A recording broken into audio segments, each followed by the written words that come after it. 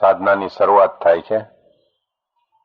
એમાં એ સત્રની અંદરમાં ઘણા ગંભીર શબ્દાર્થ આવેલા, તેની સંક્ષિપ્ત નોંધ આપું તે પહેલા શીલાબેનને કહ્યું કે ગાથા ક્રમાંક 105 થી 109 નું પઠન કરે. સર્વ મુમુક્ષુ ભાઈઓને ચારેય ગાથા ખૂબ શાંતિથી સાંભળવી અને પછી એના શબ્દોનો અર્થ સમજવા પ્રયાસ કરવો. છોડી મત દર્શન તણો આગ્રહ તેમ વિકલ્પ, કયો માર્ગ આસાધશે જન્મ તેહના અલ્પ. શતપથના શત પ્રશ્ન તે પૂછા કરી વિચાર, તે પદની સર્વાંગતા મોક્ષ માર્ગ નિર્ધાર. જાતિ વેશન ભેદ નહીં, કયો માર્ગ જો હોય સાધે તે મુક્તિ લહે, એમાં ભેદ ન કોઈ. કશાયની ઉપશાંતતા માત્ર મોક્ષ અભિલાષ, ભવે ખેત અંતર દયા તે કહીએ જિજ્ઞાસ. તે જિજ્ઞાસુ જીવને થાય સતગુરુ બોધ, તો પામે શમકીર્તને વરતે અંતર શોધ. સત્ર ક્રમાંક 14, તારીખ 22/1/2008 થી 24/1/2008 સુધીમાં પરમ પૂજ્ય ભાનુ વિજયજી મહારાજ સાહેબ દ્વારા આત્મસિદ્ધિ શાસ્ત્રની ગાથા ક્રમાંક 105 થી 109 ઉપર થયેલ સ્વાધ્યાયના મુખ્ય અંશ. જીવના બે પ્રકાર છે, બદ્ધ અને મુક્ત. બદ્ધ એટલે બંધાયેલ, મુક્ત એટલે સિદ્ધ. સાધના શું કામ કરવાની? સાધકે સાધના બદ્ધમાંથી મુક્ત થવા માટે અર્થાત મોક્ષ પ્રાપ્ત કરવા માટે કરવાની છે. આધ્યાત્મિક જીવન સહજ છે. સહજ એટલે જેનું હોવું, જેની નિત્યતા છે, જેનું અસ્તિત્વ છે, જેનું સ્વામિત્વ છે અને જે સ્વાવલંબન છે. અને બીજું જીવન તે સ્થૂળ અથવા ભૌતિક, જેમાં હોવું કે ન હોવું, કરવું કે ન કરવું એવા વિકલ્પો હોય છે. આનંદ નિરપેક્ષ છે અને તે આત્માનો સ્વભાવ છે. સુખ સાપેક્ષ છે. સાપેક્ષ એટલે આધારિત. ભાવકર્મ જીવની પોતાની કલ્પના કે સ્પંદન, વિકલ્પો કે વિકારોથી જે કંપન થાય છે અને માટે તે ચેતનરૂપ છે. ભાવકર્મ તે ચૈતન્યમાં ઘટતી ઘટના છે, પરંતુ તે ઘટના દ્રવ્ય કર્મમાં થાય છે. આપણને જ્ઞેય, હેય અને ઉપાદેય શબ્દનો અર્થ પણ ખૂબ ડિટેલમાં સમજાવેલો. જ્ઞેય એટલે જાણવું, ઉપાદેય એટલે આદરવા યોગ્ય અને હેય એટલે છોડવા યોગ્ય. સાક્ષી ભાવ જોનાર કે જાણનાર બનતી ઘટનાને ઘટનાથી અલગ રહીને જુએ, તેમાં ભળે નહીં, તે સાક્ષી ભાવ. પરંતુ ટકોર કરે છે કે સાક્ષી ભાવ સ્વચ્છંદમાં ન પરિણમવો જોઈએ. સાક્ષી ભાવમાં હાજરી હોવી પણ કંઈ પણ ન કરવું, ફક્ત વિવેકપૂર્વક તટસ્થ રહેવું, તેનું નામ તે સાક્ષી ભાવ. ચારિત્ર મોહનીય કર્મ અર્થાત ક્રોધ, માન, માયા, લોભ અને કસાયથી થતી ઘટના. વિતરાગ અવસ્થા એટલે કસાઈ રહિત અવસ્થા. અહીંથી ગાથા ઉપરના ગંભીર શબ્દોનો ફરીવાર અર્થ આપે છે. આપણને ગાથામાં આવે છે, છોડી મત દર્શન તણો આગ્રહ તેમ વિકલ્પ, મત એટલે અજ્ઞાન અવસ્થામાં પોતાના ખંડ ખંડ જ્ઞાનના પરિણામે પોતાનાથી બંધાયેલ અભિપ્રાય તે પોતાનો મત અને તે મતને જ વળગી રહેવું તે તેનો મતાગ્રહ, તેમાંથી પૂર્વાગ્રહ અને કદાગ્રહ થાય છે. અવસ્થા બે પ્રકારની હોય છે, છદ્મસ્ત અને કેવડી. ચાર જ્ઞાન મતિ, શ્રુત, અવધિ અને મનપર્યાય જ્ઞાન, પરંતુ તેમાં દોષ હોય છે. કેવળ જ્ઞાન એટલે કે કેવડીમાં પાંચેય જ્ઞાન હોય છે અને તે નિર્દોષ અવસ્થા છે. જીવને મુખ્ય બે અવરોધ છે, બહારથી અને એક અંદરથી. બહારથી જે અવરોધ છે તે પોતાનો મત અને અંદરથી જે અવરોધ છે તે જીવને અંદર ઉત્પન્ન થતા કષાય. બધું જ છૂટી શકશે પણ મતાગ્રહ છોડવો અતિ મુશ્કેલ છે. ગુરુજી અહીં આપણને ટકોર કરે છે કે ચક્રવર્તીનું રાજપાટ છોડી શકાશે, ઇન્દ્રનો વૈભવ છોડી શકાશે, આ શરીર છોડી શકાશે, પોતાનો દીકરો છોડી શકશે, પરંતુ પોતાનો મત જે મતાગ્રહમાં પરિણમેલો છે તે છોડવો અત્યંત મુશ્કેલ છે. પછી દર્શન શબ્દની વિશેષ વ્યાખ્યા આપે છે. વિશેષ પ્રકારના પુરુષોએ મૂળ દ્રવ્ય, તત્વ કે પદાર્થ પર કરેલ એકાંતિક વિચાર, તેને દર્શન કહેવામાં આવે છે. અને મોક્ષ પ્રાપ્તિનો ઉપાય એક જ વાક્યમાં આપણને કહે છે કે મત, દર્શન, આગ્રહ અને વિકલ્પ છોડવા પડે, તેનાથી મોક્ષ પ્રાપ્તિનો ઉપાય થાય છે. પણ આ કઈ રીતે છૂટી શકે? તો કે ફક્ત સદગુરુના બોધથી જ મત, દર્શન, આગ્રહ અને વિકલ્પ છૂટશે. સંવેગ શબ્દની વ્યાખ્યા આપે છે, માત્ર મોક્ષ પ્રાપ્ત કરવાની તીવ્ર તાલાવેલી જેનામાં હોય તે માટે થતા પ્રયાસને સંવેગ કહેવામાં આવે છે. ત્યાંથી આગળ આપણને સમ્યક દર્શન કે સમકિત વિશે વિશેષ સમજણ આપે છે. સમ્યક દર્શન એટલે જીવને અથવા આત્માને આત્માની થતી પ્રગટ અનુભૂતિ કે સ્વસંવેદન.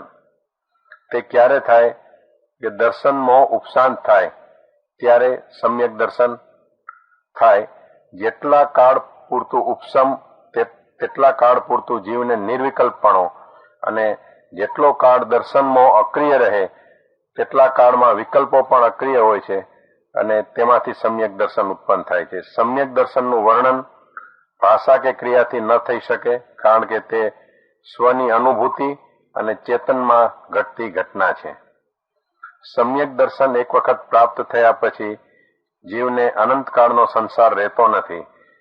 તે તદભવે અથવા 3, 15 કે અર્ધપૂતગલ પરાવર્તન કાળમાં નિશ્ચિતપણે મોક્ષને પ્રાપ્ત કરે. સમ્યક દર્શનના બે પ્રકાર, એક વ્યવહાર સમ્યક દર્શન અને બીજું નિશ્ચય સમ્યક દર્શન.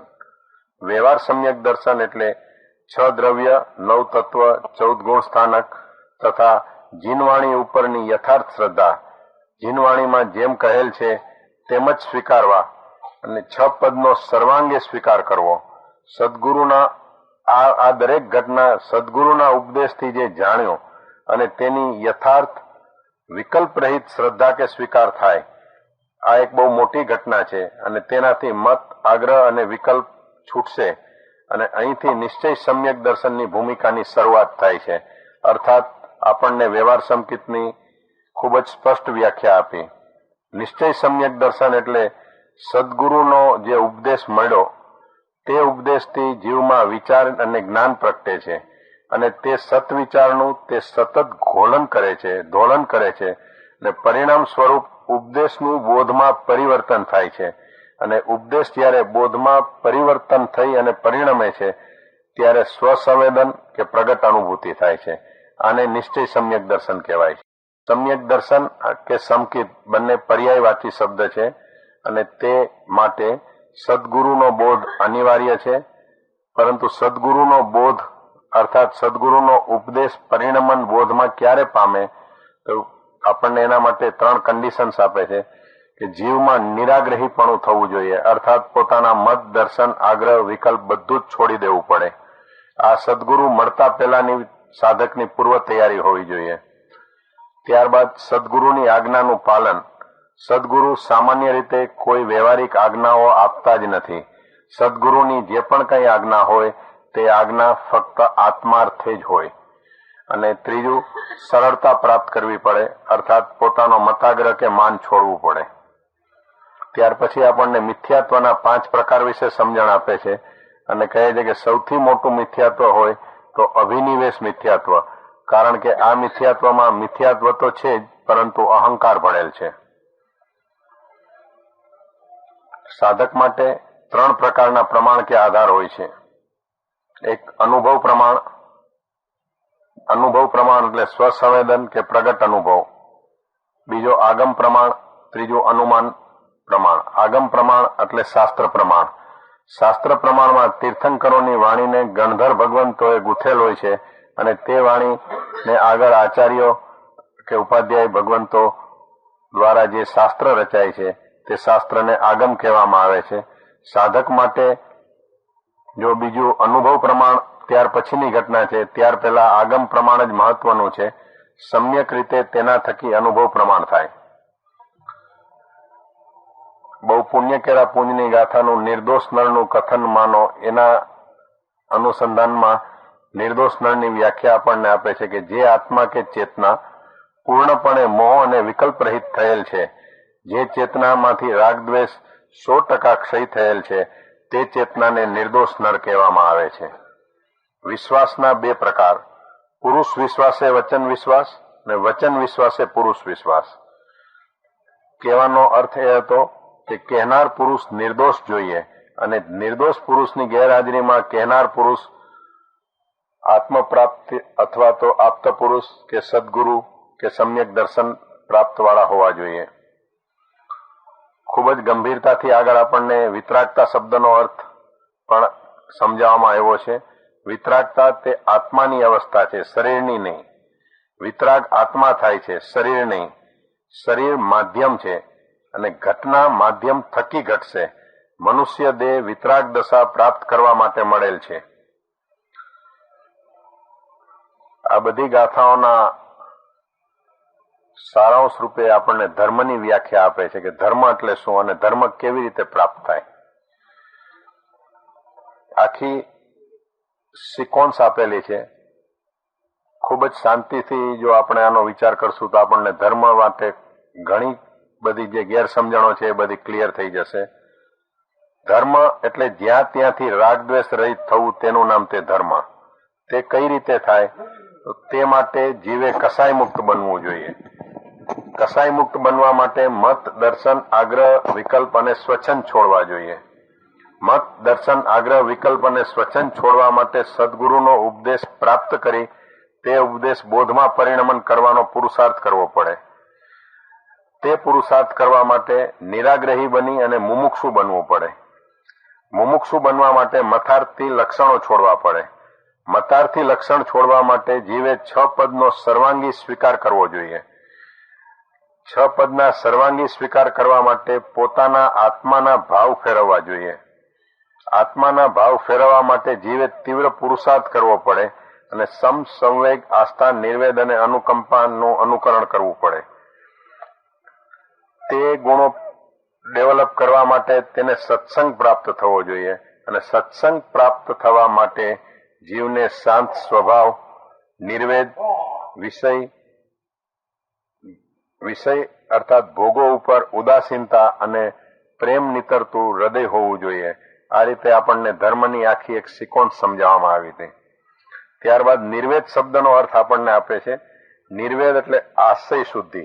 નાનકડા મનમાં અનંત ઈચ્છાઓ ભરેલી છે અને તે બધી જ ઈચ્છાઓ કાઢી ફક્ત મનમાં એક જ ઈચ્છા રાખવાની અને તે માત્ર મોક્ષની અભિલાષ. ત્યારબાદ આપણને 3 મુખ્ય શબ્દ વિશે પણ સમજાયું. ઉત્પાદ, વ્યય અને ધ્રુવ. ઉત્પાદ એટલે ઉત્પન્ન થવું, વ્યય એટલે નાશ પામવું, ધ્રુવ એટલે અક્ષય રહેવું. જે અક્ષય છે તે જ આત્મા છે. ત્યાર પછી તેની વ્યાખ્યા સંક્ષિપ્તમાં એવી રીતે આપવી કે એક એવું તત્વ, દ્રવ્ય કે પદાર્થ જે નિત્ય છે, શાશ્વત છે, ત્રિકાળી છે, અવિનાશી છે, જેનામાં પર્યાય ઉત્પન્ન થાય છે અને આ પર્યાય કાં તો નાશ પામે છે કે તેનામાં જ સમાઈ જાય છે, તે તત્વ, દ્રવ્ય કે પદાર્થ તેને સત અથવા આત્મા કહેવાય છે. આવા સત અહીંથી આપણને બહુ સુંદર 2 વ્યાખ્યા આપી છે, જિજ્ઞાસા અને જિજ્ઞાસુ. આવા સતને જાણવાની જે ઈચ્છા થાય અને તે ઈચ્છા જેમાં જ્યારે તીવ્ર તાલાવેલી થાય છે ત્યારે તે ઈચ્છાને જિજ્ઞાસા કહેવાય છે, અને જેને જિજ્ઞાસા થાય છે તે જિજ્ઞાસુ કહેવાય છે. આવા જિજ્ઞાસુ જીવને જિજ્ઞાસા પ્લસ વિવેક એ બંનેનો સમન્વય થાય એ સાધકની મોટી મૂડી છે. અને અહીં આ ગાથામાં કહ્યું હતું કે તે જિજ્ઞાસુ જીવને થાય સદગુરુ બોધ. અહીં ખૂબ ભારપૂર્વક ગુરુજી કહે છે કે જો જિજ્ઞાસા પ્રાપ્ત થયા પછી જીવ જિજ્ઞાસુ થયો હોય તો તેને સદગુરુ અવશ્ય મળે જ છે. ભવેખેદ શબ્દ માટે આપણને સમજાવે છે કે જગતના તમામ પ્રાણી માત્ર પ્રત્યે જ્યારે હૃદય પ્રેમ સભર અને અનુકંપા સભર થયું હોય તેને ભવેખેદ કહેવામાં આવે છે. ત્યાર પછી આપણને ફરીવાર આપણા જીવનની ક્રિયા સમજાવે છે કે જિજ્ઞાસુ થયા હોય તો જિજ્ઞાસુ કરે શું? જિજ્ઞાસુ પૂછપૂછ ન કરે. જિજ્ઞાસુ જ્યાં ત્યાં ભટકી અને બધાનો તોલમાપથી તાલાવેલી પૂર્વક બેસી અને એનો નિર્ણય ન કરે, પરંતુ જિજ્ઞાસુ કસાય પોતાના નિરંતર ઘટે અને તે ઘટાડવા માટેનો જ પુરુષાર્થ કરે. ત્યારબાદ જિજ્ઞાસુમાં વૈરાગ્ય ઉત્પન્ન થાય અને વૈરાગ્યમાં તે વિચારે કે સાચું સુખ સંસારમાં નહીં પરંતુ સંસારથી પર તેઓ જે મોક્ષ છે તેમાં છે, અને તેનો વિવેક તે સાચી રીતે જાગૃત કરે. ને ત્રીજું, તે સર્વ પ્રકારના શુભાશુભ ભાવ બંધ કરી અર્થાત તે ભાવથી મુક્ત બની તે ભાવ છોડીને શુદ્ધ ભાવમાં જ રમવાની પોતાનો સમગ્ર પુરુષાર્થ ફોરવે અને શુદ્ધ ભાવમાં કૂદકો મારવાનો પ્રયાસ કરે. તેના ફળ સ્વરૂપે આશ્રવ બંધ થાય, સંવર અને નિર્જરા શરૂ થાય છે. ત્યારબાદ ખેદ શબ્દની વ્યાખ્યા આપણને આપે છે. ખેદ એટલે કંટાળો, નિરાશા, ગમગીની, ફ્રસ્ટ્રેશન, ડિપ્રેશન તેવું નહીં, પરંતુ ખેદ એટલે સંસારના રાગ અને ભોગ પ્રત્યે જીવમાં ઉત્પન્ન થતી ઉદાસીનતા. એ જ ગાથામાં આગળ શબ્દ આવે છે ભવે ખેદ અંતરદયા. અંતરદયા એટલે જગતના જીવો મોહ અને કસાયથી મુક્ત બની સિદ્ધ થાય અને હું પણ કર્મબંધથી હાલમાં યુક્ત છું તેમાંથી મુક્ત થાવ આવી વિવેકપૂર્વક વિચારણા જે કરે છે તેને અંતરદયા કહેવામાં આવે છે. ત્યાર પછી સાધકના જીવનની પ્રક્રિયાના માટેનો એક સારી સિકોન્સ આપણને આપી છે કે જેમ બીજમાંથી મૂળ, થડ, ડાળી, પાંદડા, કુંપળ, કળી, ફૂલ અને પછી ફળ થાય છે તે એક આખી સળંગ પ્રક્રિયા છે. તે જ રીતે સાધકના જીવન માટે પણ પ્રક્રિયા છે. ને જે સાધકો આ પ્રક્રિયામાંથી પસાર થયેલ છે અને તે પ્રક્રિયા દરમિયાન તેના જીવનમાં જે ઘટના ઘટે છે તેનું જેટલું વર્ણન શબ્દ મારફત થઈ શકે તેટલું વર્ણન થયું અને તે વર્ણન શાસ્ત્રો કહેવાય છે. અને તેમાં ફક્ત અનુભૂતિની જ વાત હોય છે. જે સાધક અથવા જિજ્ઞાસુ છે તેને આ વર્ણન જાણવું જરૂરી છે, કારણ કે તેનો સમગ્ર પ્રયાસ આ પ્રક્રિયામાં એટલે કે સાધનાની પ્રક્રિયામાં ઢળવાનો છે. અહીં અનુભવી અને બિન અનુભવી વચ્ચે સંવાદ થાય છે. અનુભવી પ્રક્રિયામાંથી પસાર થયેલ છે અને તત્વને પામેલ છે. તેનો અનુભવ સાધકે નમ્ર બની, મતાગ્રહ વગર વિનયી બની અને લેવો પડે. જિજ્ઞાસુને જિજ્ઞાસાના ગુણો પ્રગટ થાય તો સદગુરુનો યોગ થાય જ. જેમ સાકર હોય અને કીડી આવે તે જ રીતે સદગુરુ જિજ્ઞાસુ પાસે આવશે. એક ઉદાહરણ આપે છે. એના માટે એમને સંવેદન કે અનુભૂતિ થશે જિજ્ઞાસુને, અને એક અપૂર્વ આનંદની ઘટના બને છે. ઘટના ઘટી નથી, પરંતુ સાધકના જીવનની આ પૂર્વ તૈયારી થઈ ગયેલ હોય છે. અને પૂર્વ તૈયારીમાં ફરી આપણને ટકોર કરે છે કે જિજ્ઞાસુ નમ્ર બને છે, પોતાનો મતાગ્રહ, પોતે માની લીધેલું દર્શન એ બધું છોડશે અને એક આહવાન કરશે, અને તે આહવાન નિષ્ફળ કે નિરર્થક નહીં જાય. સદગુરુ આવશે જ, આવશે જ અને આવશે જ. અહીં નિર્ભેળ અને નિર્દોષ પ્રેમ છે અને સદગુરુ અને શિષ્ય વચ્ચે સંધિ થાય છે. પહેલી ઘટના એ બનશે કે સદગુરુ ઉપદેશ આપશે, અને બીજી ઘટના એ બનશે કે ઉપદેશ જિજ્ઞાસુ પુરુષાર્થ કરી અને બોધમાં પરિણમન કરશે. ઉપદેશમાં સદગુરુ કહેશે કે તારું સુખ તારી પાસે છે, તારો વૈભવ, તારો ખજાનો તારી પાસે છે, તું તને ભૂલી ગયેલ છો. અને આ સદગુરુ આપણને યાદ કરાવે છે, તેની સ્મૃતિ કરાવે છે. અને જીવને પોતાના સ્વરૂપની જ્યારે સ્મૃતિ થાય તે તેના જીવનમાં બનતી ખૂબ જ મોટી ઘટના છે. અને આવો ઉપદેશ મળે તેનાથી સ્મૃતિ થાય તેને વ્યવહાર સંકિત કહી શકાય અને કહેવાય છે. અહીં જિજ્ઞાસુને પોતાના જીવનમાં સાધકે શું કરવાનું છે તેનું પિક્ચર ક્લિયર થાય છે અને એના મનમાં એક ઢોલન શરૂ થાય છે કે હું કોણ છું. અને હવે જેનો અનુભવ કરવો છે તે આત્માનું પિક્ચર પણ એને ક્લિયર થાય છે. અહીં તેનામાં એક પ્રકારની શ્રદ્ધા ઉત્પન્ન થાય છે. જિજ્ઞાસુને જ્યારે અનુભવ થાય છે ત્યાર પછી એ બોલે નહીં કે મને ભાન કે અનુભવ થયો છે. હવે તે આત્મા ઉપર લાગેલ કચરો જ અર્થાત કસાય દૂર કરવાનું કામ કરે છે. અને આ કચરો એટલે કસાયોથી યુક્ત આવરણો દૂર કરવાના છે અને પોતાનો શુદ્ધ સ્વભાવ મેળવવો તે જિજ્ઞાસુનો પુરુષાર્થ છે. અને તેના અનુસંધાનમાં તે પહેલું કામ એ કરે છે કે પોતાનું મત અને દર્શન છોડી દે છે. પોતે માનેલ પોતાના આગ્રહ અને વિકલ્પો છોડી દે છે અને અનુભવ થવામાં આવેલ મોટામાં મોટું નડતર તે પોતાનું માન, મત, દર્શન અને આગ્રહ જે છોડવાનો છે તે છોડવા માટેની હિંમત અને બળ ડેવલપ કરે છે. જે અનુભવ થાય છે તે ચોથા ગુણ સ્થાનકનો અનુભવ છે. તે લાંબો સમય ટકતો નથી. સંકિતના 3 પ્રકાર આપણને સમજાવે છે, ઉપસમ, ક્ષયોપસમ અને ક્ષાયિક. પરંતુ કહે છે કે ત્રણેયમાં શુદ્ધાત્માનો અનુભવ તો એક સરખો જ છે. આ અનુભવમાં ભેદ અને પક્ષ નથી. જેવો અનુભવ જ્ઞાનીને, વિતરાગને, અરિયંતને થાય છે તેવો જ અનુભવ સાધકને થાય છે. અને તેના માટે કોઈ પણ જાતિ કે કોઈ પણ વેશનો ભેદ નથી. શ્વેતાંબર, દિગંબર કે હું અલગ જાતિનો છું, અલગ વેશ પહેરું છું, આ બધી જ માન્યતાઓ મટી જાય છે. અંતમાં આત્મતત્વ સદગુરુના ઉપદેશથી સ્મૃતિમાં લાવી તે સ્મૃતિમાં જ શ્રદ્ધા કરી, સદગુરુની આજ્ઞા તથા લક્ષ્ય વર્તન કરી, પોતાના મત અને આગ્રહ છોડી જે વ્યવહાર થાય તે વ્યવહારને વ્યવહાર સંકિત અને આ વ્યવહાર સંકિતનું સતત ધોલન કરી તે આત્મતત્વનો અનુભવ થાય તેને નિશ્ચય સંકિત કહેવાય છે. અને અનુભવ પછી જ જીવનમાં પરિવર્તન શરૂ થશે. આ અનુભવને ધર્મ, ધ્યાન કે સમાધિ કહે છે. અહીં જ્ઞાન, દર્શન અને ચારિત્ર્યની અભેદ અનુભૂતિ થાય છે અને અહીં વિતરાગ થવાય છે. તમામ પ્રકારના આગ્રહો, જાતિ, વેશ, ભેદ બધા જ અહીં છૂટી જાય છે. અને એક વખત અનુભવ થયો પછી આ જીવનો મોક્ષ નક્કી જ છે. અનુભવને સમ્યક દર્શન કહે છે. સમ્યક દર્શન પોતે જ સુંદર છે. જેમ ગોળ ભેળવવાથી લોટ અને ઘી ગળિયા બની જાય છે તેમ સમ્યક દર્શનથી જ્ઞાન પણ સુંદર બની જાય છે. આ શબ્દોને ગુરુજી આપણને અંતમાં ખૂબ માર્મિક ટકોર કરે છે કે આ 5 ગાથાઓ ઉપર જે વર્ણન થયું છે, જે વ્યાખ્યાઓ અને જે ક્લેરિફિકેશન થયું છે તેનો તમે જપ કરો અને જપ એટલે શબ્દોનું અર્થમાં ભાવન કરો અને તે ભાવનાથી આપણા પોતાના આત્માને વાસિત કરો. આવી ટકોર સાથે સત્ર ક્રમાંક 14ના 7 પ્રવચનો પૂર્ણ થયેલ. શ્રીમદ રાજચંદ્ર સત્સંગ મંડળ, સાંતાક્રુઝ પાર્લર અંધેરી દ્વારા આયોજિત પરમ કૃપાળુ દેવ શ્રીમદ રાજચંદ્રજી દ્વારા અવતરણ પામેલ શ્રી આત્મસિદ્ધિ શાસ્ત્ર જ્ઞાન પારાયણ યજ્ઞ સત્ર ક્રમાંક 15 પ્રવચન ક્રમાંક 1ની આજ રોજ તારીખ 3/4/2008 ગુરુવાર, સમય સાંજના 9 કલાકે શરૂઆત થાય છે.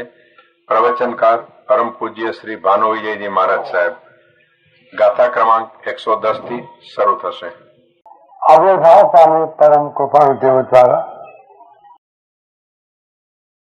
શાસ્ત્રનું નામ આત્મસિદ્ધિ શાસ્ત્ર.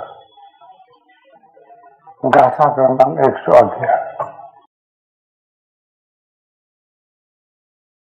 111ની ગાથાથી અત્યંત અંતરની વાત, અત્યંત ગહન વાત, અત્યંત સૂક્ષ્મ વાત એવા વિવેચનનો પ્રારંભ થાય. બહારની ઘટનાઓ, બહારના સિદ્ધાંતો, બહારના સૂત્રો સ્થિરથી આઈક્યુ લેવલ જો હોય તો બરાબર સમજી શકાય. એક એવા ક્ષેત્રમાં પ્રવેશ કરીએ છીએ કે ગમે તેવું આઈક્યુ લેવલ હોય તો આઈક્યુ લેવલથી નહીં સમજાય, તે સમજવાના માટે આંતર પ્રજ્ઞા જોઈએ. એવું એક ક્ષેત્ર, એવું એક બિંદુ, એના તરફ આપણે જઈ રહ્યા છીએ. શરીરમાં ચૈતન્ય છે, પણ ચૈતન્યમાં જે ઘટકાઓ ઘટે છે એ શરીર જાણતું નથી. ચૈતન્યમાં જે ઘટના ઘટે છે એ ઇન્દ્રિયો જાણતી નથી. ચૈતન્યમાં જે ઘટના ઘટે છે એને મન પણ જાણી શકતું નથી.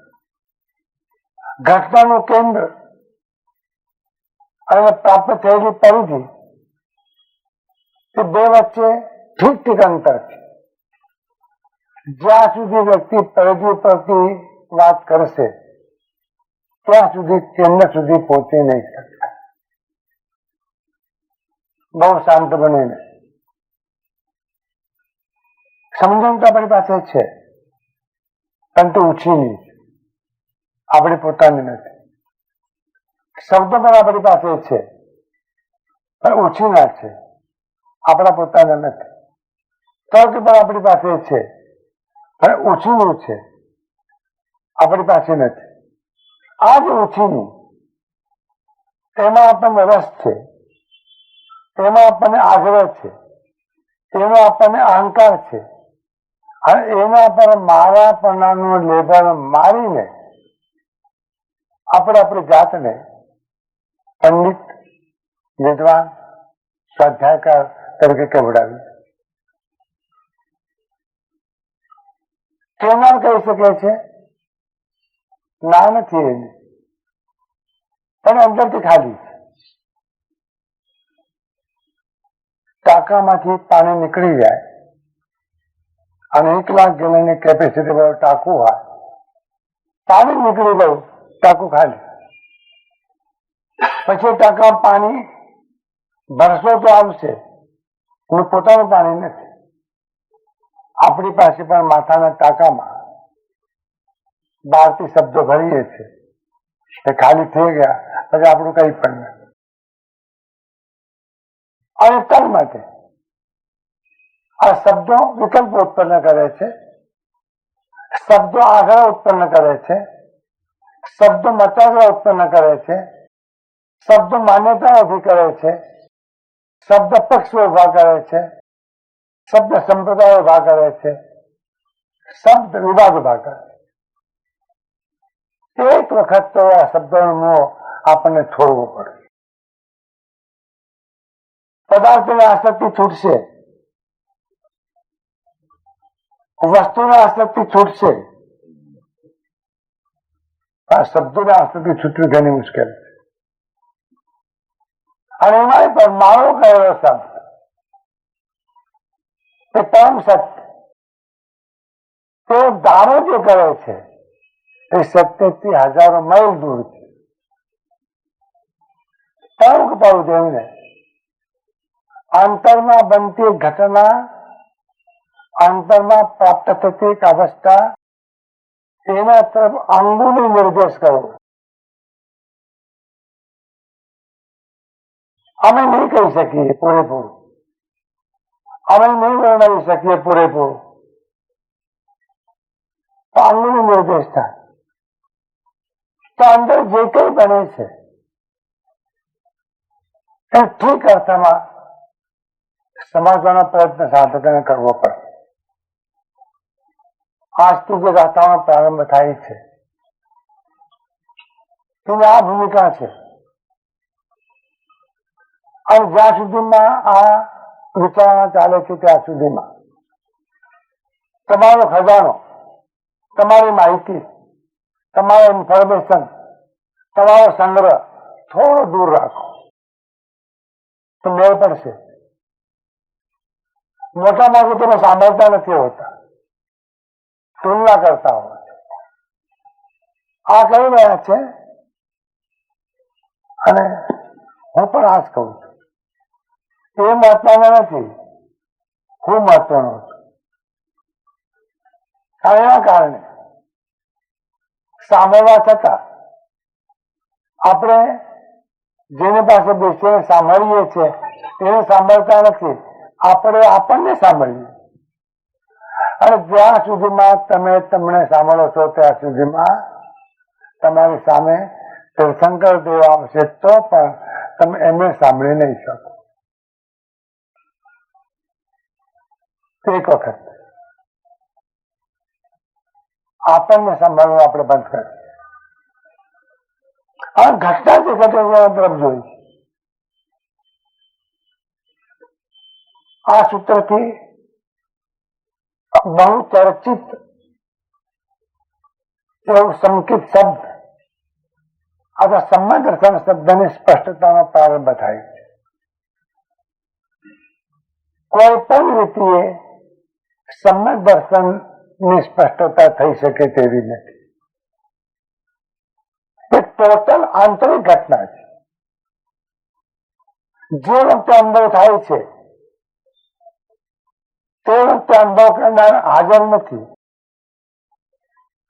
ધ્યાનથી વાત લક્ષ્યમાં લઈ. અનુભવ કરનાર હાજર નથી, નોંધ કરનાર નથી. અને અનુભવ થયા પછી જયારે સ્થૂળ ભૂમિકા પર આવે છે ત્યારે એ અનુભવની સ્મૃતિમાં વાપવો પડે. એ કઠિન વાત. આ એક જ માટે શાસ્ત્રનો પાયો જેના પર ઉભો છે, સાધનાનો પાયો જેના પર ઉભો છે, આધ્યાત્મિકતાનો પાયો જેના પર ઉભો છે. જેમ તમે એમ કહો કે વૃક્ષ માટે બીજ તો અનિવાર્ય છે. બીજ વગર કઈ પણ નહીં થાય. જેના પાસે બીજ છે એના પાસે આખું વૃક્ષ છે. એક ખિસ્સામાં બીજનું પડીકું તમે રાખીને ફરતા હો અને તમે કોઈ પૂછે અને તમે વૈજ્ઞાનિક હો તો તમે કહી શકો કે મારા ખિસ્સામાં હજારો વૃક્ષો છે, નાનકડા ખિસ્સામાં હજારો વૃક્ષો. સાચી વાત છે. કારણ વૃક્ષ બીજમાં છુપાઈને રહેલું છે. એ તેરભૂત છે, અંદર છુપાયેલું છે. પ્રક્રિયા તો એ કરવાની છે કે જે બીજમાં વૃક્ષ છુપાઈને પડ્યું છે એને ખીલવવાનું છે. તમે ખીલવવામાં સહકાર આપી શકો. અંદરમાં રહેલા બીજને ખીલવવામાં આપણા તરફથી પૂરેપૂરો સહકાર મળે એનું નામ સાધના. સાધક આ કામ કરે. એ ખીલવા માટેની એક અનુકૂળતા કરી આપે છે. અને એટલા માટે એમ કહ્યું કે સમગ્ર સાધનાનો પાયો, સમગ્ર આધ્યાત્મિકતાનો પાયો, જ્ઞાનનો આધાર, ચારિત્રનો આધાર, ધ્યાનનો આધાર, યોગનો આધાર અને વિશ્વાસનો આધાર અને કેવળનો આધાર જે છે તે એવો એક પાયો એ સમગ્ર દર્શન. શાસ્ત્રોની ગાથા છે. નાદંસન સ્નાનમ નાનેન વિના ન ઉંટી ચરણ ગુણ અગુણસ્સ નથી મોક્ષો અમોક્ષસ્સ નથી નિર્વાણમ. ઉત્તરાધન સૂત્ર ભગવાન મહાવીર સ્વામીજીની અંતિમ દેશના 36 અધ્યાયોમાં 28મો અધ્યાય એ ચોથી કે 5મી આ ગાથા છે. આ ગાથાનો નિર્ણય આપ્યો, સૈદ્ધાંતિક નિર્ણય, સુપ્રીમ કોર્ટનો નિર્ણય નહીં ફેરવી શકે. તો પરમાર્થ નિર્ણય તીર્થંકર દેવે આપ્યો છે. નાદમ સમિસ્નાનમ, સમ્યક દર્શન વગર કદી પણ સંબંધ જ્ઞાન હોઈ શકે નહીં. શરૂઆત દર્શનથી કરી. તત્વાધિગમમાં પહેલું સૂત્ર દ્વારા આપ્યું તો શરૂઆત સમ્યક દર્શનથી કરી. સમ્યક દર્શન જ્ઞાન ચારિત્રની મોક્ષ માર્ગ. કોઈ કોઈ ઠિકાણે શરૂઆત જ્ઞાનથી કરી. જ્ઞાનમ નિર્સણમ ચેવ ચરિતમ જતા હોતા જ્ઞાનથી શરૂઆત કરી. પામગણી એમ કહે છે કે સમ્યક દર્શન એ જ્ઞાનનો ભાગ નથી, એ શ્રદ્ધાનો ભાગ છે. પણ જ્ઞાનનું ફિલ્ટર કરવાનું કામ આ સંબંધ દર્શન કરે.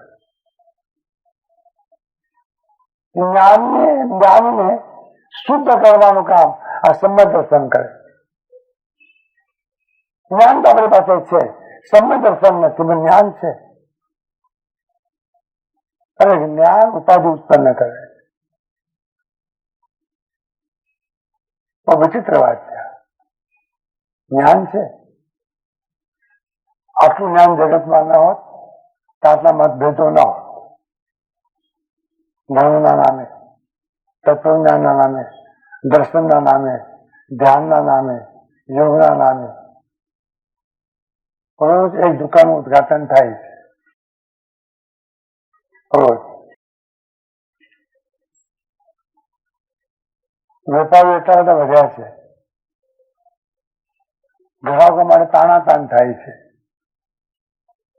એડવર્ટાઇઝમેન્ટ જેની સોલિડ ત્યાં ગ્રાહકો પહોંચી જાય છે. માલ લીધા પછી ખબર પડે છે માલ બોગસ, માલે બોગસ, લેનારે બોગસ, આપનારે બોગસ. જ્ઞાન તો છે, તો જ્ઞાનને શુદ્ધ કરવું પડશે. આશ્ચર્ય લાગશે તમને, તો જ્ઞાનને પરિમાર્જન કરવાનું કામ સંબંધ દર્શન કરે.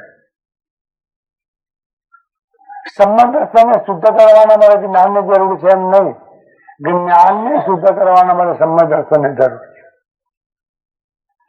મને ખ્યાલ નથી આવતો કે તમને આ કઈ સમજાય છે કે નથી સમજાય, તો સમજવું તો પડશે. તો નાતન સનિષ્ઠ સંબંધ દર્શન નથી અને જ્ઞાન ન હોય, જ્ઞાન ન હોય, જ્ઞાન જ ન હોય. છે પ્રમાણનું, આનું પ્રમાણ છે. આનું પ્રમાણ 100 વર્ષ પહેલા ધરતી પર આવેલા પુરુષે આપ્યું છે. હોય પૂર્વ ભણેલ, યાદ આવ્યું ને, ગોખેલા શબ્દો.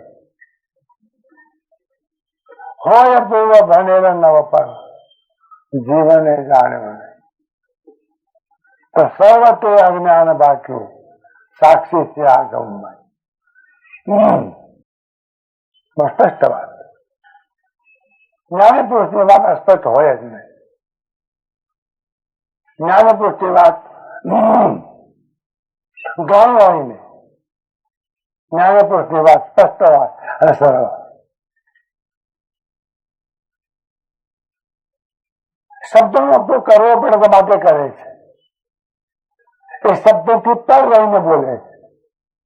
ઉપયોગ શબ્દનો કરે છે, ઉપાય નથી માટે. ન પૂર્વ ભણ્યો હોય તો પણ જ્ઞાની નહીં, તો સર્વત્ર અજ્ઞાન બાક્યું. આ બધું અજ્ઞાન છે. તો સાહેબ તમે તમારા મતિકલ્પનાથી કહેતા નથી ને, તો સાક્ષી છે આગમમાં. જો આ જ્ઞાની પુરુષની ખૂબી અમે કહીએ તેમ નથી કહેતા.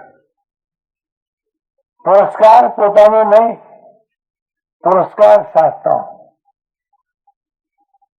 તો સર્વત્ર અજ્ઞાન બાક્યું સાક્ષી છે આગમમહી. બીજાને સાક્ષી તરીકે લાવતા નથી. અસત્ય શાસ્ત્રો એ જ સાક્ષી. નાદમ સનિષ્ઠનાનમ જ્ઞાનેન વિના નહુંતી ચરણ ગુણા. અને સમ્યક જ્ઞાન વગર કદી પણ ચારિત્રના ગુણનો વિકાસ પામી શકે નહીં. અહિંસા, સત્ય, અસ્ત્ય, સદાચાર, અપરિગ્રહ, ક્ષમા, સરળતા, નમ્રતા, સંતોષ આ ગુણ છે. ગુણ એટલે આત્માની શક્તિનો આવિર્ભાવ.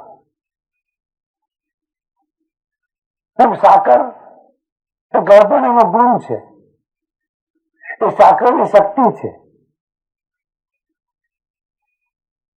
ગુણ ચૈતન્યની શક્તિ, અહિંસા એ શક્તિ છે, સત્ય એ શક્તિ છે, સરળતા એ શક્તિ છે, ક્ષમા એ શક્તિ છે, વિશ્વાસતા એ શક્તિ છે, એ આત્માનું પ્રાગટ્ય છે, આત્માનું પ્રાગટ્ય. અને આ બધા જ ગુણો, બધી શક્તિ એ દ્રવ્યમાં જ છે. જેમ કઈક ડાબણામાં કિંમતી રત્ન મૂક્યા હોય, ખબર પણ ન હોય તો ચાવી ખોવાઈ ગયું હોય, અને કોઈ આવીને એમ કહેવાય આ ડાબણામાં તો કિંમતી રત્ન ભર્યા છે, તો તમને ખબર જ નથી. તો આ ખોલો તો ચાવી નથી. જ્ઞાની પુરુષ ચાવી પણ આપે છે, ડાબડો પણ બતાવે છે, અંદર રહેલો ખજાનો પણ બતાવે. અહો અહો શ્રી સદગુરુ કરુણા સિંધુ અપાર, આ પામર પર પ્રભુ કર્યો અહો અહો ઉપકાર. એક હૃદયમાંથી નીકળે છે. શિષ્ય ગદગદ થઈ જાય છે, હૃદય ભરાઈ જાય છે. આટલો મોટો ઉપકાર, આટલો મોટો ભાર શું પ્રભુ ચરણ કણે ધરો, આત્મા તે સૌ છે. તમે આપી આપીને આપવાના શું છે? શું તમારી પાસે? હવે તો મગજમાંથી રાઈ કાઢી નાખજો. નશ્વર અને નાશવંત પદાર્થ તે પણ તમારા પોતાના નહીં, માગી લાવેલા. અનેક અવસ્થા અંદરથી પ્રાગટ્ય થાય. ચારિત્ર શબ્દ બાહ્ય કર્મકાંડ નથી. ચૈતન્યનો બગીચો ખીલવો એમ ચારિત્ર. તો બગીચામાં તમે જાઓ, આ ગુલાબનો છોડ, આ ચંપાનો છોડ, આ ગુલમોહરનો છોડ, આ જુઈનો છોડ, આ જાઈનો છોડ, આ માલતી ફૂલો જાત જાતના. ચૈતન્ય બગીચો છે. અને એમ પૂછો કે કેટલા કેટલા ફૂલોનો બગીચો, કેટલા છોડનો બગીચો? શબ્દ છે અનંત ફૂલોનો બગીચો. એ બગીચો ખીલવો એમ ચારિત્ર. દર્શનથી જ્ઞાન, જ્ઞાનથી ગુણ. નાદન સનિસ્તનાનંદ નાની નદના નહુંતી ચરણ ગુણા અગુણસ્થ નક્કી મોકો. આવી રીતે જેનામાં આ ગુણો શક્તિઓનો વિકાસ થતો નથી તેને મોક્ષ ન હોય. અમોક્ષ નથી નિર્વાણ. મોક્ષ ન હોય તેને નિર્વાણ પણ ન હોય. બે શબ્દ અલગ પાડ્યા. નિર્વાણ એટલે રાગ દ્વેષનો કાયમ માટે શાંત થઈ જાય. માયાનો દીવો કાયમ માટે બુઝાઈ જવો.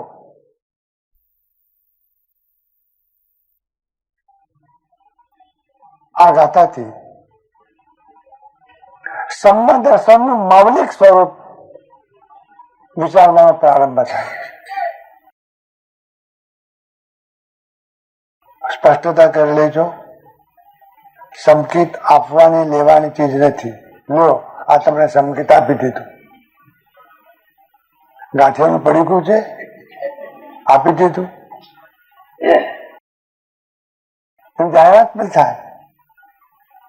કાતાને સંકેત આપ્યું. હવે બીજા બધા ખેલ કરો, આ ખેલ રહેવા દો. ધારાસભ્ય થાવ અને તમારું સન્માન થાય, ફુલાર થાય તો બરાબર છે. સંકેત તો ફુલાર છે નો નવાય નિવાય. અને પાછું આમ માથું કરે, અને પાછું એમ કે અમને અમારે થયું નથી, કોકનાથી થયું છે. કોક એમ કોકનાથી થયું છે. કોક કોણ? આ બધી જ વાતો મિથ્યા છે. સંબંધ દર્શન આવું હોઈ શકે નહીં. સંબંધ દર્શનની ઘટના જયારે ઘટે છે ત્યારે વખતે હાજર જે તત્વ હોય એ સદગુરુ એક જ. શાસ્ત્ર પણ દર વખતે હાજર નથી. શાસ્ત્ર પહેલા કામ કર્યું.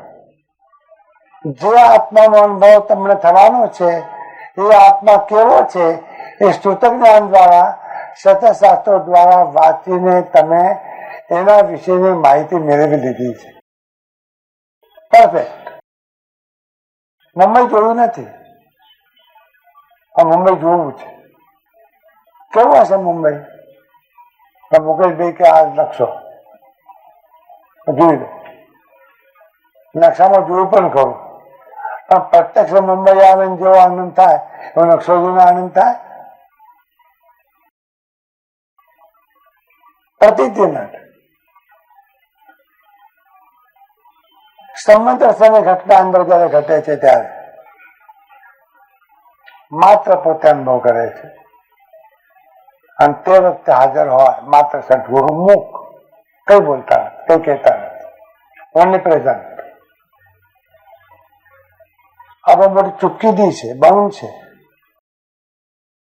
સદગુરુ બોલાવા જ હાજર રહે છે અને શિષ્ય આવો આવો શ્રી સદગુરુ કરુણા સિંધુ અપાર આપ આમાં પ્રભુ કરો આવો આવો ઉપકાર. તે વખતે કે થયા પછી ઘટના ઘટ્યા પછી તો સમ્યક દર્શન પરફેક્ટ શું છે? પરફેક્ટ. આ પરફેક્ટ શબ્દ અંગ્રેજીનો છે. આવા માટે શાસ્ત્રીય શબ્દ છે પરમાર્થ શું છે, નિશ્ચય શું છે, તો વાસ્તવિક શું છે? અને વાસ્તવિક પારમાર્થિક પરમ ગંભીર એવું એક સમ્યક દર્શન છે. તો સમ્યક દર્શનની અનેક વાતો કર્યા પછી અહીંયા એક જજમેન્ટ આપવામાં આવ્યું છે કે સમ્યક દર્શન વિશેની અનેક વાતો કર્યા પછી અમે નિર્ણય પર આવ્યા છીએ કે પરમાર્થ હતી તો સંકેત આ જ છે. 111 ગાથા નિર્દેશ કર્યો. એટલા માટે આનો નિશ્ચય સમજતો કહે. જૈન દર્શનની પરિપાટી છે. જયારે કોઈ પણ વાત કરે ત્યારે બે નહીંથી વાત થાય, નિશ્ચય નહીંથી અને વ્યવહાર નહીંથી, પારમાર્થિક અને વ્યવહારિક. પૂછો પાણી કેવું છે? તો પારમાર્થિક અપેક્ષાએ પાણી શીતળ ઠંડુ છે અને શિયાળામાં નાહવા માટે ધગધગતું પાણી ગરમ કર્યું હોય અને ઢોળમાં કાઢ્યું હોય અને તે વખતે પૂછે કે પાણી કેવું, તો કે બરફ જેવું ઠંડુ, અને મારે હાથ રાખે તો ફોલા પડ્યા વગર ન રહે. તો તમે કહો છો ને પાણી ઠંડુ, તો કે હા પાણી ઠંડુ, એ પારમાર્થિક. પણ ગરમ દેખાય છે વ્યવહાર, એ પાણીનું એકલાનું કામ નથી. સંગ થયો. આ સંસાર તમારા એકલાનું કામ નથી. સંગ થયો કોકનો લપકાના એમાં મને સંસાર હવે ગળે બાજુ છે. નાનકડો ઘડો હોય અને કૂતરું પરાણે મૂળું અંદર નાખે પછી કેવી મૂંઝવણ થાય. તો મુજાને તો હસો જ પરાણે મૂળું નાખ્યું ને આગળ પાછું ફોડું તો ખરું, પણ કાટલો ગળામાં રહ્યો, કાટલો એને ફરી જાય છે.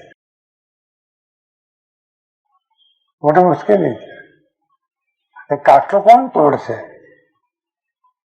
એ દંડો પડવો જોઈએ, પણ દંડો લઈને આવે એટલે ઓલો ભાગી જાય.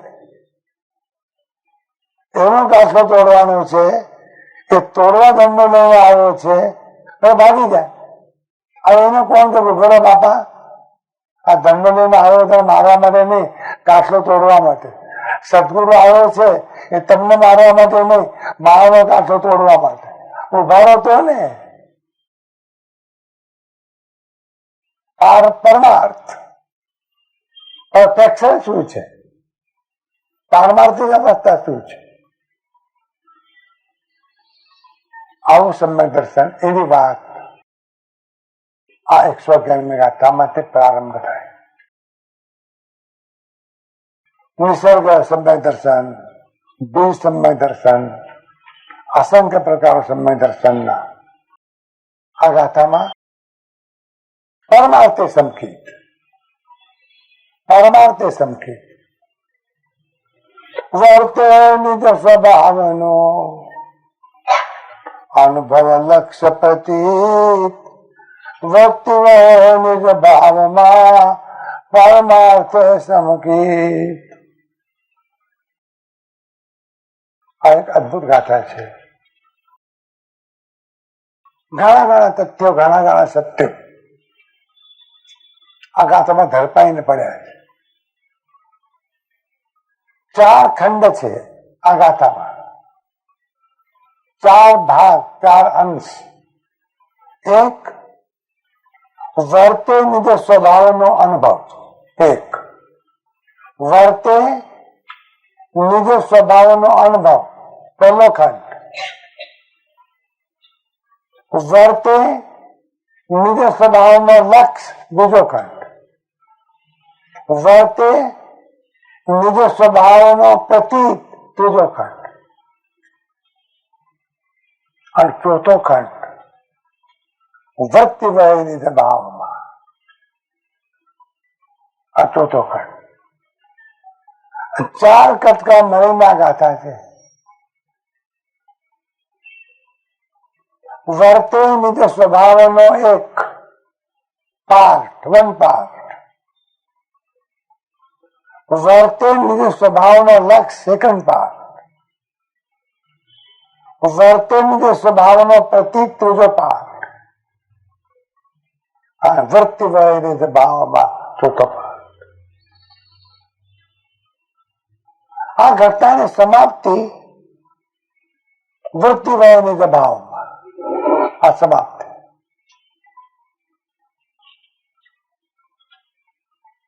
કોઈ ફોન કરે લગ્ન પતી ગયા, પતી ગયા તમે ક્યારે કહેશો? તમારી વાત છે. જોખમ નથી કહેવામાં, હસ્તમેળાપ થાય ત્યારે, હસ્તમેળાપ થાય ત્યારે લગ્ન પતી ગયા. વૃત્તિ વય નિજ ભાવમાં હસ્તમેળાપ. પૂછો ક્યારે મોક્ષ મળશે? વૃત્તિ વય નિજ ભાવ. સાધના કોને કહેવાય?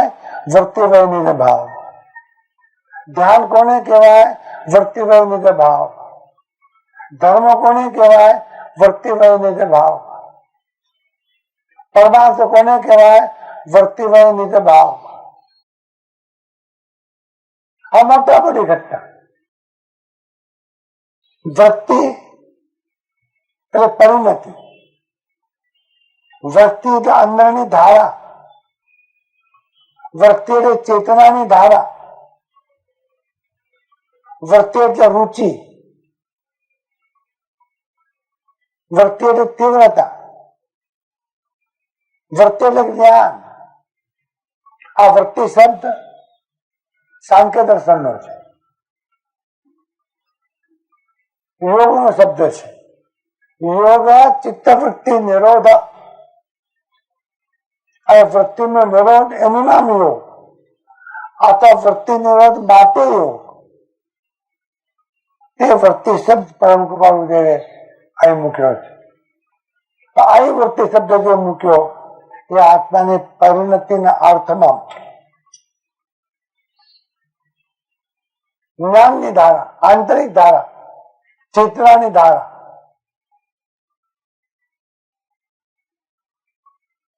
ભાગવતમાં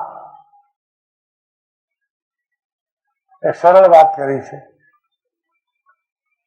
કે ભગવાન કૃષ્ણની પ્રાપ્તિ રાધાને થઈ હતી. તો રાધાએ શું કર્યું? તો ધારા હતી એ ઉલટાવી નાખી. લખીને જરા જોજો, ધારા શબ્દ લખજો તો ઉલટાવી નાખ્યો. રાધા ધારા તો છે સાહેબ, ધારા તો છે, એ ઉલટાવાની છે. ના કે દમ આવી ગયો, આનંદકાળ કરવામાં, અનંતકાળ ત્યાં ચડ્યો રવિલામાન ભગવાન, સેવાની ગુરુ સંતને અન્મુક્તિની અભિમાન. આ શબ્દ બદલાવા, ધારા બદલાવાની. જ્ઞાનની ધારા તો છે પણ બહાર તરફ જાય છે અને વાળવી છે. પ્રચંડ પુરુષાર્થ છે. તો કોઈ પૂછે કે તમે સાધના કરો છો એટલે શું કરો છો? હજારો પ્રકારથી કરતા હો તો એટલું જ કહેજો કે બહાર જતી ધારાને અંદરમાં વાળવાના માટે મથામણ કરીએ. આમ પછી પૂછે કેટલી વળી? એ જ વાંધો ને, ઇતને પર જ ભીત ગયે, ધારા બહાર જ જાય. વારો રે કોઈ પર ઘર રમવાનો ઢાલ, વારો રે કોઈ પર ઘર રમવાનો ઢાલ, પર ઘર રમતા થઈ જૂઠા બોલી, દે છે ધનજીને આર. વારો રે કોઈ પર ઘર રમવાનો ઢાલ. આનંદગંજે નોતરું મોકલ્યું સંતોને, આવો ને વારો આ પર ઘર રમવાનો ઢાળ પડી રહ્યો છે. ઢાળ ગુજરાતીનો શબ્દ છે. ઢાળ પર સાયકલ જાય, પેડલ મારવું ન પડે, એની સરસરાટ. એમ પર ભાવમાં જવું સરસરાટ. મંદિરમાં ઉભા છીએ, દર્શનમ દેવ દેવસ્ય, શેરનું શું થયું? હજુ ક્યાં પહોંચ્યો? ઉભો ત્યાં ઢાળ, તકલીફ નથી વાળવામાં, લડી શકો. આજે મારી વૃત્તિને, મારી ધારાને, મારી પરિણતિને પર તરફ જવાની જે ટેવ પડી ગઈ છે, વારો કોઈ રોકો. મારે મદદની જરૂર છે, મને હેલ્પની જરૂર છે. રેલવે સ્ટેશન પર બોર્ડ લગાડતા હોય છે ને, અમે હેલ્પ માટે તૈયાર છે. સંતે બોર્ડ નથી લગાડ્યા, હેલ્પ માટે. અને બોર્ડ ખોટા લગાડ્યા હોય છે કે ભાઈ બોર્ડ લગાડ્યા છે, અમે તમને મોક્ષમાં લઈ જવા માટે તૈયાર છે. બોર્ડનું કામ આંતરિકતા. પરિણતિ આનંદગંજમાં યશોજી મહારાજે જુદા અર્થમાં કહ્યું. જીવ લાગી રહ્યો તારા ભાવ મેં. શું કરું? યશોજી મહારાજ, તમને શું લાગે છે? તમે મને કરતા આગળ છો? આત્મા સીધે કંઠસ્થ થઈ ઋષભજી દાદા થઈ ગયા. વારો રે કોઈ જીવ લાગી રહ્યો પર ભાવ મેં. કરવું શું? હજુ પરભાવમાં લાગ્યો અને પરભાવ છે. આ પછી વિગત આપી. એવું શું થયું? સહજ સ્વભાવ લખે નહીં આપનો.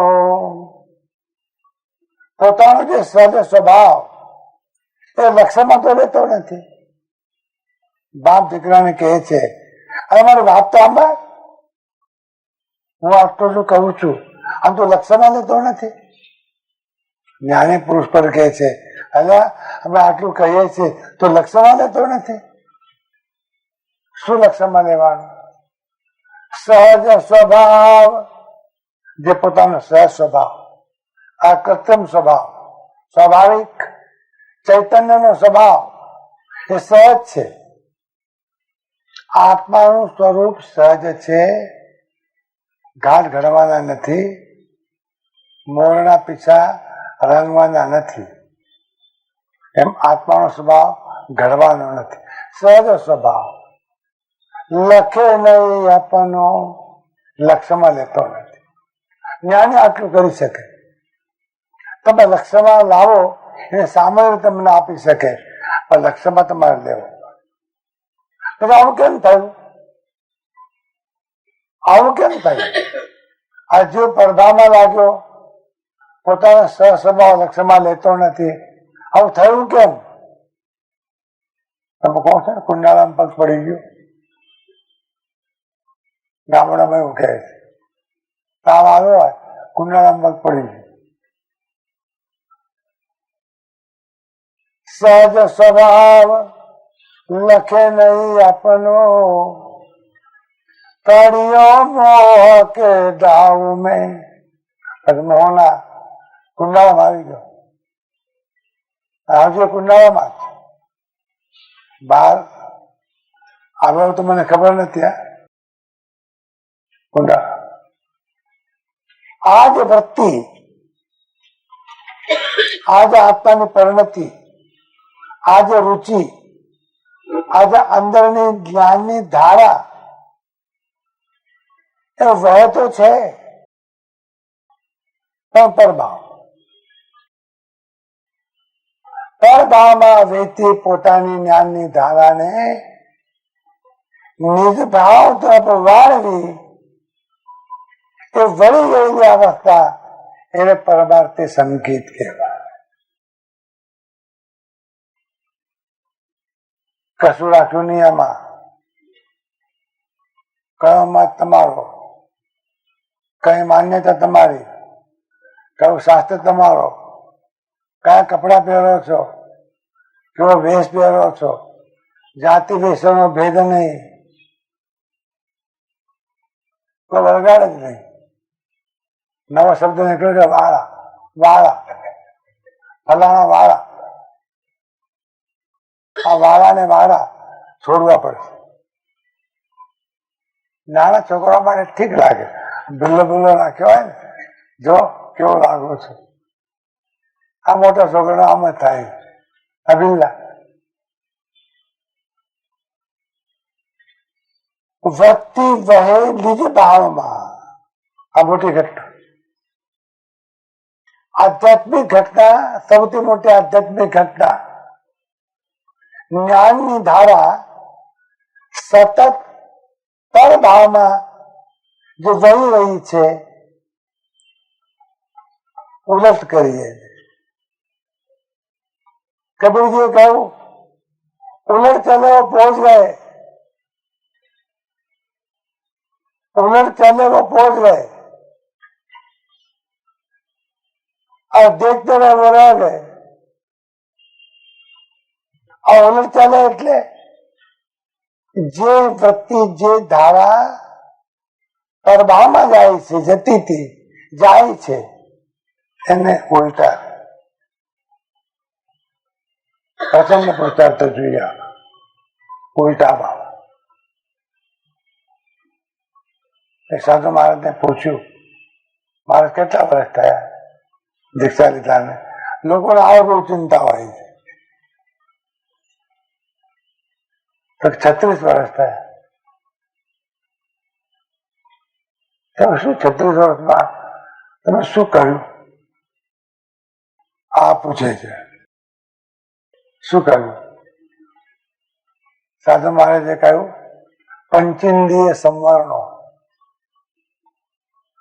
આ ચાલુ છે. પંચેન્દ્રિય સંવરણો સમજા ગઈ?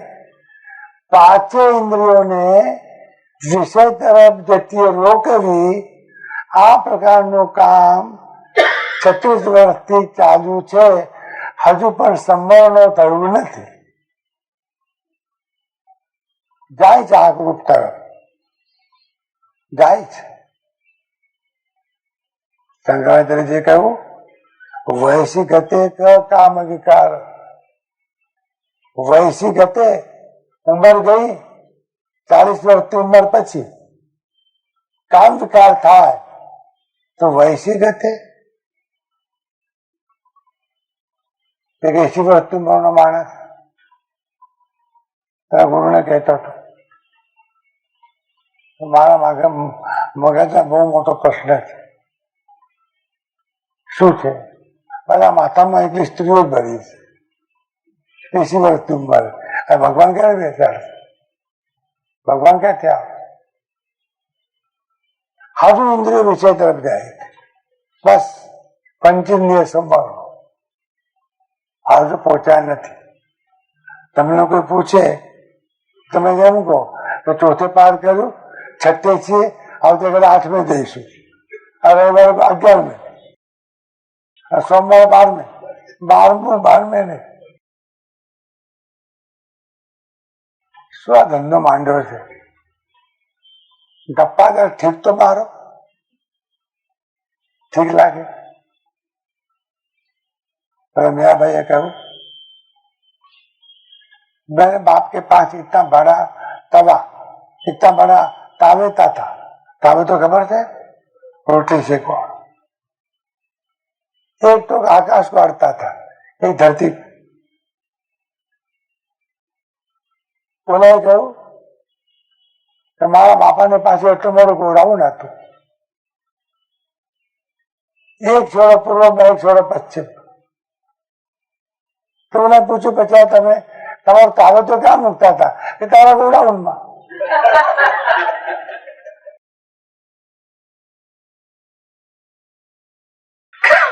આ કપિતાસો નો જમાનો છે. યાદ કરો ભક્તિ વહે નિજ ભાવ. કઈ રીતે થાય? કઈ રીતે હાઉ ટુ? કઈ રીતે થાય? શું પ્રક્રિયા છે એની? શું સિસ્ટમ? શું રીત? શું પદ્ધતિ? પહેલું સૂત્ર વર્તે નિજ સ્વભાવનો અનુભવ. વર્તે ઇન પ્રેઝન્ટ. આ ચાલુ વર્તમાન કાળ છે, ભૂતકાળ નથી. ચાલુ વર્તમાન કાળ વર્તી રહ્યો છે. વર્તમાનમાં અનુભવ કરી રહ્યો છે. વર્તમાન કાળમાં અનુભવ કરી રહ્યો છે. શેનો? નિજ સ્વભાવનો. યથા પ્રવૃત્તિકરણ, તીવ્ર વૈરાગ્ય પરિણામ, પહેલી ઘટના. અપૂર્વકરણ એટલે ગ્રંથિ સુધી આવીને ગ્રંથિને ભેદવા માટે પ્રચંડ પુરુષાર્થ. અને ગ્રંથિ ભેદ કર્યા પછી અનિવૃત્તિ કરવામાં દાખલ જયારે થાય તો વચમાં ઘટના ઘટે અંતરકરણની દર્શન મોહનીય અને અનંતર બંધન 4 કસાય. આ પંચક, આ પાંચે પાંચ જે દર્શન મોહનીયનો વિભાગ એ બિલકુલ ઉપશમ થઈ ગયો હોય, બિલકુલ શાંત થઈ ગયો હોય, એક પણ દલિત કામ કરતું ન હોય. દલિતો પડ્યા છે પણ ન એક્ટિવ. એક્ટિવ નથી, સક્રિય કશું કરતા નથી. એવો પ્રચંડ પુરુષાર્થ થયો કે દર્શન મોહનીનો આખો જથ્થો પડ્યો છે કરો પણ અનએક્ટિવ, કશું કરતો નથી. એ કરતો નથી વગર કા આ બાજુમાં ચૈતન્યની જાગૃતિ થઈ અને સામે દર્શન મોહનીનો જથ્થો કઈ પણ કામ કરતો નથી એ સ્થિતિમાં મુકાઈ ગયો. એવી અવસ્થામાં નિજ સ્વભાવનો અનુભવ થાય. પ્રયત્ન કરો છો સમજવા માટે. આ કશું કોઈ સાધના નથી આવી, કોઈ ક્રિયા નથી, કોઈ પ્રક્રિયા નથી, કોઈ સાધના નથી. બધી સાધનાઓ શાંત, બધા આલંબનો શાંત, બધી પ્રક્રિયાઓ શાંત, બધી ક્રિયાઓ શાંત, બધું શાંત. એક એવો અવસર, એક એવો પીરિયડ કે દર્શન મોહનો આખો જથ્થો અનએક્ટિવ, કરતો નથી. અને આ બાજુમાં સજગતા છે, કોન્શિયસ છે, જાગૃતિ છે. તે વખતે મોહ પણ શાંત, કસાય પણ શાંત, વિકારો પણ શાંત, આ બધા શાંત. આખો પ્રભાવ માં જે જ્ઞાન રોકાયેલું હતું એ પ્રભાવમાં રોકાયેલું જ્ઞાન છૂટું પડીને સ્વભાવ તરફ ઢળે. ઊંઘ નથી આવતી ને, સ્વભાવ તરફ ઢળ્યું. આખો જથ્થો જ્ઞાનનો જે પ્રભાવમાં હતો એટલો ટાઈમ જગત છે જ નહીં,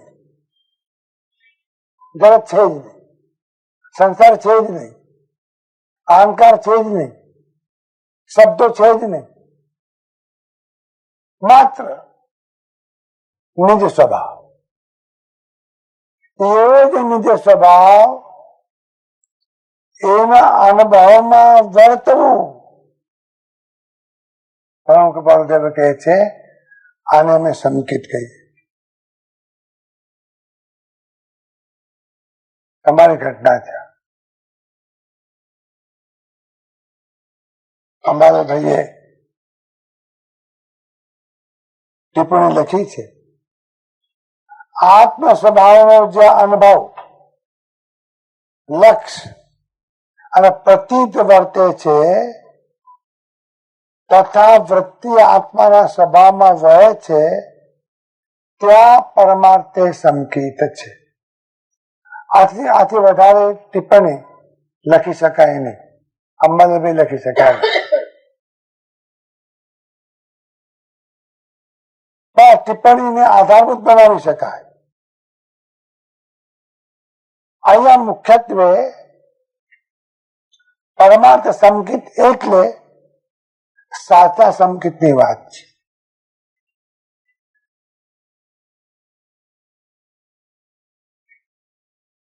સ્થાનક વાસીને પૂછો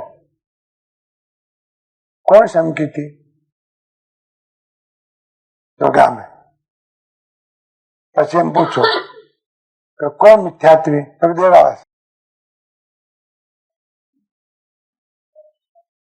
તપાગસ વાળાને પૂછો કોણ સંકેતી, તો તપાગસ વાળા.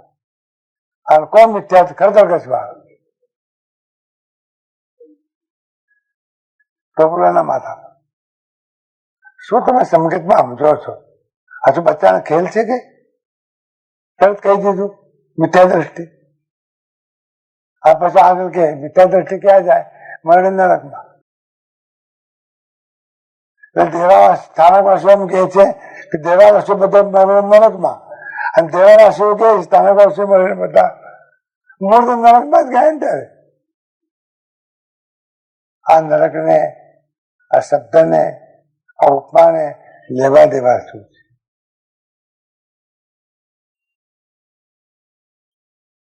વર્તી વહે નિજ ભાવમાં, અને વર્તે નિજ સ્વભાવનો અનુભવ સાહેબ આંતરિક પ્રક્રિયા છે. કભી ઘડી બે ઘડી દર્શન મોહનો ટોટલ જથ્થો પહેલા શરૂઆતમાં 70 કોળાકોળી સાગરોપમ માંથી 69 કોળાકોળી સાગરોપમ રદ કરી નાખ્યું. આ કર્મગ્રંથની પરિભાષા છે. તો એક કોળાકોળીમાં પણ અંતર્મુહૂર્ત ઓછું કર્યું. એટલે અંતર્મુહૂર્ત ન્યૂન એક કોળાકોળી, અને એ પણ એક કોળાકોળી અનએક્ટિવ થઈ ગયો. એ સક્રિય નથી, નો એક્શન, હાજર છે પણ એક્શન નથી. એ જે અવકાશ થયો, એ અવકાશમાં જે અનુભવ થયો એ નિજ સ્વભાવનો અનુભવ. શું થાય છે સાહેબ? અને ધ્યાન કહો, અને આટલું ને કૂદવું રહે વળગ્યો હોય એમ. ધ્યાન લેવા દેવા શું છે? વર્તે નિજ સ્વભાવ, પોતાના સ્વભાવનો અનુભવ. આ પહેલી વખત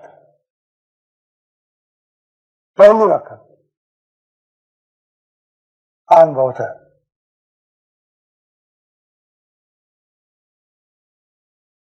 રાજસ્થાનના ઘેબર જોયા ના હોય, અને ભૂખ લાગ્યો ખાવા આપે, એવો સ્વાદ આવે. પછી એમ કે આ પહેલી વખત હો, આ પહેલી વખત ચાખ્યું ઘેબર. અનંત કાળમાં આત્મા પાસે હોવા છતાં, પોતે આત્મા હોવા છતાં પોતાનો અનુભવ પોતાને ન થયો, એવો અનુભવ દર્શન મોને શાંત થતા થયો. વર્તે નિજ સ્વભાવનો અનુભવ. એવી ઘટના અંદર ઘટી. કઈ ચિત્ર સ્પષ્ટ કરો છો, થાકશો નહીં. પણ વાંધા ને સાંધા જે બુદ્ધિના છે એ કાઢી નાખો. બુદ્ધિ ધીરે નખો. જપ, છોકરા બહુ તોફાન કરતા હોય ને એટલે જપો ના આવે. જ્ઞાની પુરુષ પર જપો ને આવે. નિજ સ્વભાવ ત્યારે ખબર પડી. બે શબ્દો, સ્વભાવ સાહજિક હોય તે, નિજ એટલે પોતાનો સ્વભાવ સહજ છે. એ સહજ સ્વભાવનો અનુભવ વર્તે છે. ઇન પ્રેઝન્ટ અનુભવ વર્તે છે. નિજ સ્વભાવનો અનુભવ. બીજું કઈ છે નહીં. આવે શબ્દ, શાસ્ત્ર, મંત્ર, તંત્ર કઈ છે નહીં. માત્ર નિજ સ્વભાવ. સમજાય તો સમજવા કોશિશ કરજો. સમ્યક દર્શનમાં એનું જ્ઞાન જે છે એ જ્ઞાનનું નિયમ નિજ સ્વભાવ છે, પદાર્થ નથી. શું બોલ્યો? આ ઘટના જયારે ઘટે છે ત્યારે એનું જે જ્ઞાન છે એનું નિયમ નિજ સ્વભાવ છે. આજુ કોઈ પૂછે ને તમે શું જાણો છો, તો ઘણું જાણીએ છીએ. આ ઘણું જાણીએ છીએ એ ઉપાધિ છે. જયારે તમે એમ કહો કઈ જાણતા નથી, નિજ સ્વભાવ સિવાય સંકિત. અત્યારે નિજ સ્વભાવ સિવાય ઘણું જાણીએ. તો વર્તી રહ્યો છે, જીવી રહ્યો છે, અનુભવ કરી રહ્યો છે. અનુભવ શબ્દ છે, માહિતી નહીં, જાણકારી નહીં. અભ્યાસ નહીં. શુદ્ધ બુદ્ધ ચૈતન્ય ગણ સદાનંદ સુખધામ બીજું કહીએ કેટલો કર વિચારો તો પાપ ભંડર ઉપડો. આ કઈ સંકેત નથી. બહુ ગમે બોર્ડ રાખીને આત્મા જન્મતો નથી, આત્મા મરતો નથી, આત્મા ખાતો નથી. 11 વાગે આવ્યું તો હોટલમાં બેઠો હોય, અંદર ખાતો હોય. આ બાજુ કોઈ પૂછે કેમ આમ સાક્ષી પાસે ખાઈએ છીએ? આ સાક્ષીમાં ફૂટી નીકળ્યો. 11 વાગે તને સૂચ્યું અને ફાયદો હોટલમાં અને સાક્ષી પાસે કોણ ખાય છે? કોણ ખાય છે? આપ પૂછો કે કોણ ખાય છે? ખાનારો જુદો, જોનારો જુદો. તો જોનાર 11 વાગે ત્યાં શું કરે જોવે છે? ત્યાં ઠેકાણો જો ને નિજ સ્વભાવ. પરમ કૃપાળુ દેવે બધા વાંધા દૂર કરી નાખ્યા. આ સુપ્રીમ કોર્ટ છે બધો નિકાલ. કોને કહેવાય સંકેત? વર્તે નિજ સ્વભાવનો અનુભવ. તમને અનુભવ થયો હોય તમારા સ્વભાવનો, તમને નમસ્કાર વંદન. પણ ન થયો હોય તમે સંકેતી છીએ એવો દાવો ન કરશો. ફલાણા વાળા છીએ, દેવા વાળા, સ્થાનક વાળા. વાળામાં સંકેત ને કઈ જતું નથી. બધા વાળા કાઢી નાખો. નિજ સ્વભાવ. સહજ સ્વભાવ લખે નહીં આપનો, તળિયો મોહ કે દાવ में जीव लागे રહ્યો પર ભાવ में. એટલા માટે એમ કહ્યું કે સંકેત ને થયું હોય છતાં સંકેત થયું છે એમ માની પોતે કે આપણે સંકેત થયું છે. 12:15 12:15 પર ઘણા મેળવી હતી સંકેત થયું. હો જણને કે આમને સંકેત થયું 12:15 મને કહ્યું એમને. આ મમ્મી સમાચાર એવા કહેવાતા સંકેતની વાત નથી. એક વાર સંકેત થયા પછી એટલે કે નિજ સ્વભાવનો અનુભવ થયા પછી એ જે સ્વાદ લીધો, એ જે મજા માણી, એ જે ટેસ્ટ કર્યો, એ જે આનંદ આવ્યો, એ જે લાભો લીધો, એ જે સ્વાદ લીધો, એ જે અમૃત પીધું, એ જે રસાયણ પીધું, એ અનુભવ કર્યા પછી